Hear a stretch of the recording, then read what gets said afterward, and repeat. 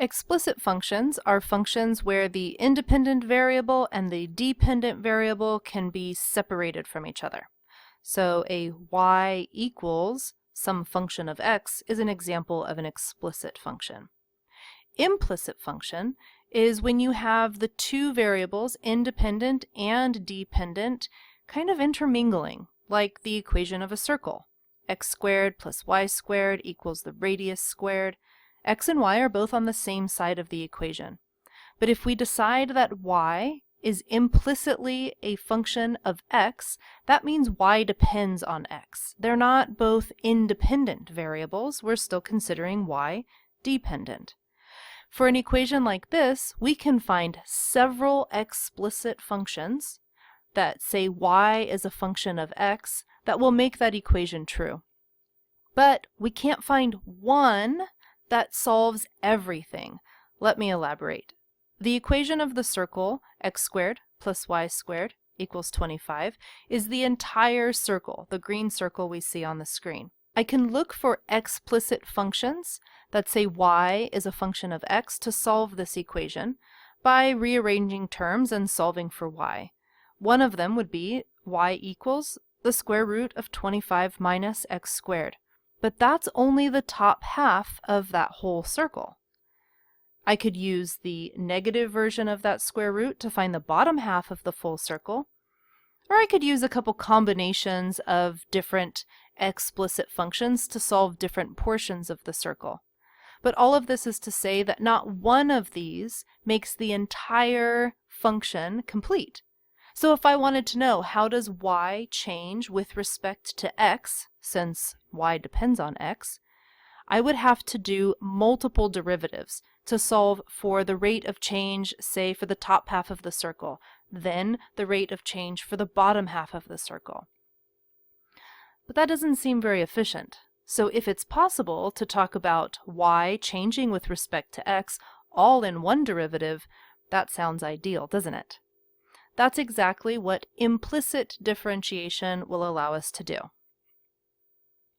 If we have an equation with x's and y's, x is the independent variable and y is defined implicitly in the equation as a function of x, then we can use implicit differentiation. I want to know how does y change with respect to x, so I'm looking for dy dx. Implicit differentiation says take the derivative of the entire equation, derivative of the left-hand side, and the derivative of the right-hand side. We can apply our derivative rules to do term-by-term derivatives. Taking the derivative of x squared just requires the power rule. It's 2x. Taking the derivative of y squared with respect to x, this is going to require the chain rule. Notice that our operator, dx, is not looking for a y. It's looking for an x.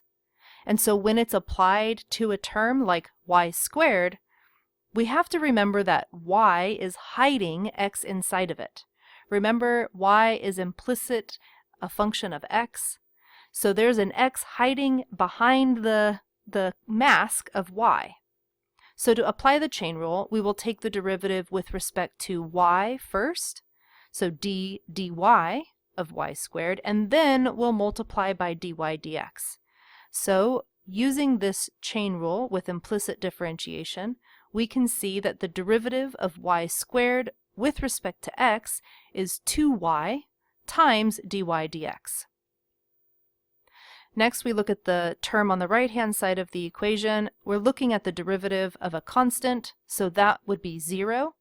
Rewriting our equation after we've taken the derivative, we see 2x plus 2y times dy dx is equal to 0. Now that's the result we get from applying implicit differentiation, but we do want to isolate dy dx. After all, that's what we're looking for. What is the rate of change of y with respect to x? So we're going to solve that equation for dy dx, subtract 2x from both sides, then divide by 2y on both sides, so that we get dy dx is 2x over 2y, and there's a 2 on top and a 2 on bottom. We can simplify that to be x over y.